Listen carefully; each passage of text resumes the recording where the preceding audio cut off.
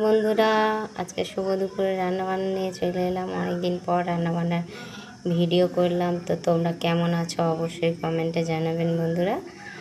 আর ভিডিওটা ভালো লাগলে লাইক কমেন্ট শেয়ার করবেন, সাবস্ক্রাইব করে পাশে থাকবেন।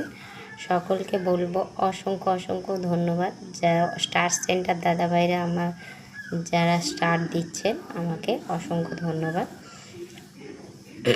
তো চলো দেখাই তোমাদের কী কী রান্না করেছি। ভাত তো প্রত্যেক দিন দেখাই, তো ধোঁয়াটা গরম গরম ভাত হয়ে গেছে। তো এখানে করেছি সবজি দিয়ে ডাল, দেখো ঝিঙে দিয়েছি, থোড় দিয়েছি, দিয়ে সবজি দিয়ে ডাল করেছি। আর করেছি দেখো এখানে পাবদা মাছের ঝাল করেছি।